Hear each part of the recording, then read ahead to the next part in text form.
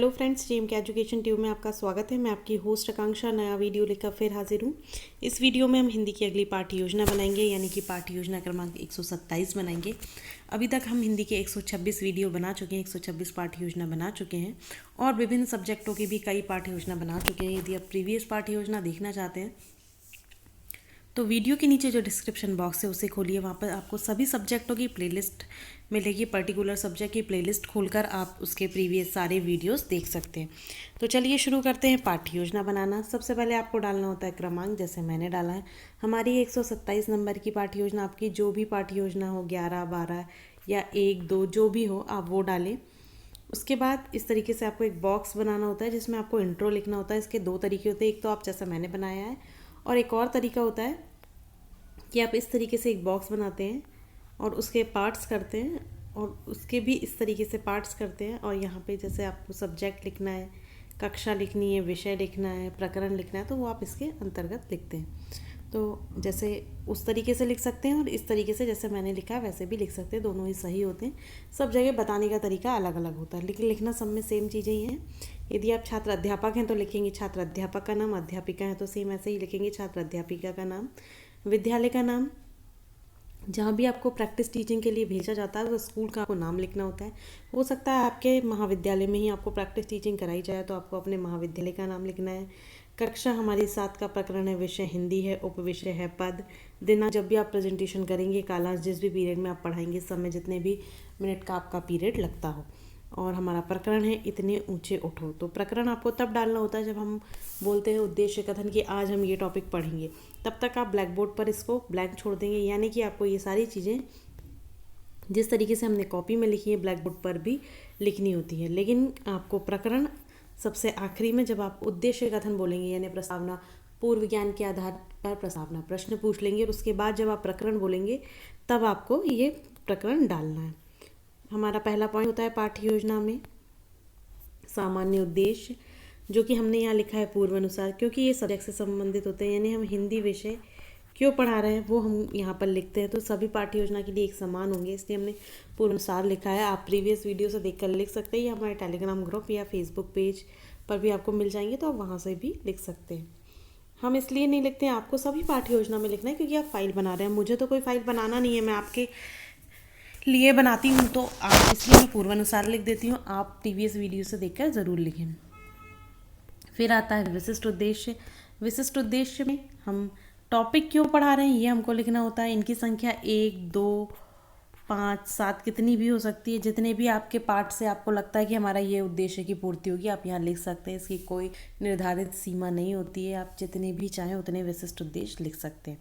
तो ये हमारा पहला विशिष्ट उद्देश्य क्या हुआ कि व्यक्ति को सदैव तावादी दृष्टिकोण से ही जीवन का आधार बनाना चाहिए। विद्यार्थी रूढ़िग्रस्त विचारों और प्रगतिशील समतामूलक विचारों के मध्य तुलना कर सकेंगे। विद्यार्थी वर्तमान विश्व को स्वर्ग समान रूप देने पर अंतःकरण के विचार कर सकेंगे, अंतःकरण से विचार कर सकेंगे। विद्यार्थी सुरुचिपूर्ण लय सहित पूर्ण लालित्य के साथ कविता का वाचन कर सकेंगे। वे मौखिक व लिखित दोनों रूपों से अपनी सशक्त अभिव्यक्ति व्यक्त कर सकेंगे। ये हो गए हमारे 5 विशिष्ट उद्देश्य। उसके बाद आता है आवश्यक सामग्री, यानी कि हम पाठ को इंटरेस्टिंग बनाने के लिए, बच्चों को बहुत अधिक स्थायी ज्ञान हो सके, उसके लिए कुछ पाठ को आगे बढ़ाने के लिए कुछ हम टीचिंग एक्ट या सहायक सामग्री यूज़ करते हैं। तो यहाँ पे हम चार्ट का इस्तेमाल करेंगे, लपेट श्यामपट्ट संकेतक व और भी कक्षा उपयोगी समस्त उपकरण। आप जो भी करें उपयोग वो आप यहाँ पर मेंशन कर सकते हैं। उसके बाद आता है पूर्व ज्ञान। पूर्व ज्ञान हमको पता होना चाहिए और यहाँ मेंशन भी करते हैं कि हमारे जो टॉपिक है उससे रिलेटेड बच्चों को पहले से थोड़ा बहुत क्या ज्ञान है। तो विद्यार्थियों ने अनेक देशभक्तिपूर्ण कविताओं को पढ़ा सुना है, वे प्रजातंत्रात्मक विचारधारा से अवगत हैं। तो ये हमने यहाँ पे मेंशन कर दिया है। पूर्व ज्ञान के आधार पर ही हम कुछ प्रस्तावना प्रश्न कर लेंगे।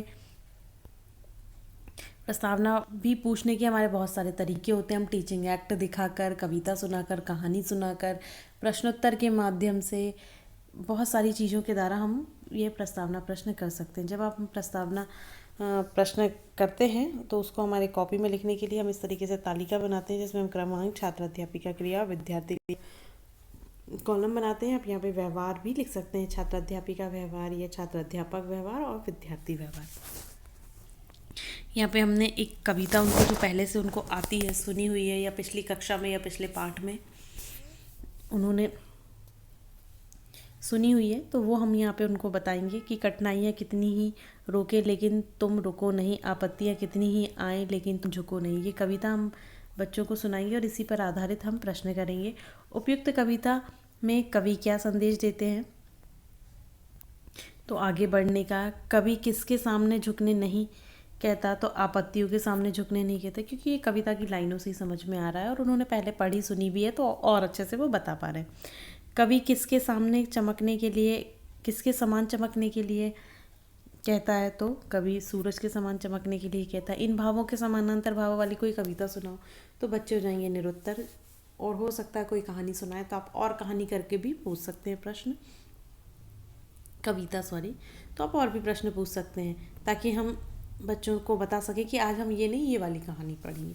फिर हम उद्देश्य कथन द्वारा बोलेंगे, ये आज हम श्री द्वारिका प्रसाद महेश्वरी द्वारा रचित एक कविता इतने ऊंचे उठो का अध्ययन करेंगे या पढ़ेंगे या समझेंगे या रसवादन करेंगे।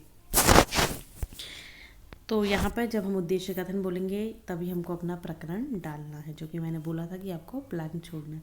उसके बाद आता है प्रस्तुतिकरण। प्रस्तुतिकरण में हम कॉलम बनाएंगे इस तरीके से: शिक्षण बिंदु, छात्र अध्यापिका क्रिया, शिक्षण विधि, विद्यार्थी क्रिया। ये हम इस तरीके से कॉलम बनाएंगे।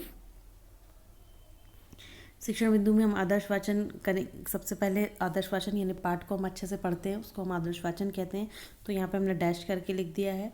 छात्र अध्यापिका श्रवण कौशल के आधार पर उचित हाव भाव, आरोह अवरोह के साथ भावानुकूल वाणी में कविता का आदर्श वाचन करेंगे। विद्यार्थी ध्यानपूर्वक सुनेंगे। पठन पाठन विधि की यहाँ पर हम जो विधि है वो हम इस्तेमाल करेंगे। अनुकरण वाचन, छात्र अध्यापिका छात्रों को इतनी ऊंचे उठो नामक कविता का अनुकरण वाचन करने का आदेश देंगी या अध्यापक होंगे तो देंगे, व उनकी त्रुटियों को दूर करेंगे। विद्यार्थी ध्यानपूर्वक अनुकरण वाचन करेंगे।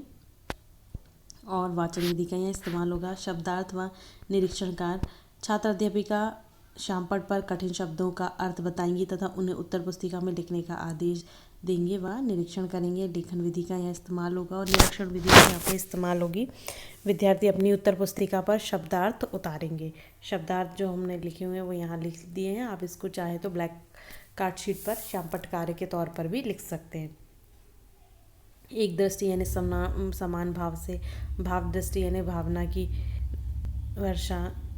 इस तरीके से आप और भी जो भी पाठ में कठिन शब्द आते हैं उनका अर्थ बता सकते हैं। केंद्रीय भाव प्रश्न यानी पाठ के जो प्रश्न आएंगे वो हमको यहाँ पूछना है। कभी मनुष्य को किस दृष्टि से दुनिया देखने को कहता है? तो कभी मनुष्य को समान भाव की दृष्टि से दुनिया देखने को कहता है। प्रश्नोत्तर विधि का यहाँ इस्तेमाल होगा। कभी धरती को क्या बनाना चाहता है? तो कभी धरती को स्वर्ग के समान बनाना चाहता है।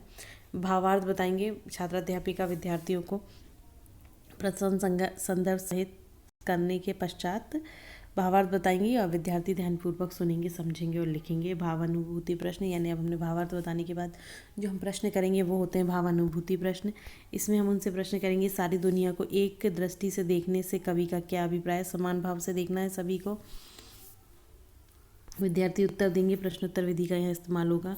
अगला प्रश्न करेंगे, कवि के अनुसार व्यक्ति को कैसे भाव अपनाने चाहिए? तो प्रजातांत्रिक व समानता के भाव अपनाना चाहिए। फिर हम कुछ और प्रश्न करेंगे जिसमें हम पूछेंगे कि कविता में किन अलंकारों का प्रयोग किया गया है? तो अनुप्रास और उपमा। अनुप्रास अलंकार का एक उदाहरण बताइए। तो बच्चे उदाहरण बताएंगे, वो हमको यहाँ पर लिखना है। फिर उसके बाद आता है पुनरावृत्ति या मूल्यांकन। प्रश्न करने की बारी। इनको लपेट श्यामपट पर लिख कर ले जा सकते हैं, जिससे आपके समय की बचत होगी और आप प्रश्न भूलेंगे नहीं और आपको एक कार्य भी ध्यान रहेगा कि हमको ये कार्य भी करना है, क्योंकि सभी पर आपके पॉइंट होते हैं। तो ये आप यहाँ पर इनको लपेट श्यामपट पर लिख कर ले जा सकते हैं। लपेट श्यामपट पर दोनों तरफ लिखा जा सकता है, तो आप एक तरफ गृह कार्य भी लिख कर ले जा सकते हैं, पुनरावृत्ति प्रश्न भी लिख कर ले जा सकते हैं। यहाँ पे आप प्रश्न कर लेंगे बच्चों से। ये प्रश्न भी कितने भी हो सकते हैं, इनकी भी कोई निर्धारित संख्या नहीं होती। प्रश्न पाठ पर आधारित है कि आप कितने प्रश्नों द्वारा पाठ की पुनरावृत्ति करा सकते हैं। फिर आता है गृह कार्य कि हम जो घर से होमवर्क करने के लिए देते हैं, आपको पिछले दिन का होमवर्क भी चेक करना है, क्योंकि आपको एक ही कक्षा में कुछ लगातार लेसन प्लान पढ़ाने होते हैं, तो उनको सीरियस रखने, यानी आपकी बातों को बच्चे सीरियस लेके समझें, मतलब कि गंभीरता से लें आपकी बात को, तो आपको उनका पिछले दिन का होमवर्क भी चेक करना होगा, तभी वो आने वाले दिन का होमवर्क करके लाएंगे। उसके बाद आता है पर्यवेक्षक टिप्पणी, जिसमें जो भी आपका पर्यवेक्षक होगा आपको यहाँ पर टिप्पणी देकर बताएगा कि आपका लेसन प्लान कैसा था। कई लाइनों में वो यहाँ पर आपको बताइए अच्छा था, बुरा था, क्या आप उसमें सुधार कर सकते हैं, यानी उनके सजेशन भी आपको बताएंगे। कुछ अच्छी बातें, कुछ बुरी बातें वो यहाँ पर आपको बताएंगे, जैसा भी आपका प्रेजेंटेशन रहेगा उसके अनुसार। फिर उसके बाद आता है हस्ताक्षर का कॉलम। इसमें आपके हस्ताक्षर यहाँ पर और पर्यवेक्षक के हस्ताक्षर, दोनों का आपको कॉलम बनाना होता है, दोनों के हस्ताक्षर होंगे। यहाँ पे हमारा लेसन प्लान कंप्लीट होता है। कैसा लगा कमेंट कर ज़रूर बताएं। अच्छा लगता है तो लाइक कीजिए, दोस्तों से शेयर कीजिए। यदि अभी तक हमारे चैनल को सब्सक्राइब नहीं किया तो सब्सक्राइब ज़रूर करें, बेल आइकॉन प्रेस करें, जिससे आने वाले सभी वीडियो का नोटिफिकेशन आपको मिले और आप समय पर उसका लाभ ले सकें। धन्यवाद। जय हिंद।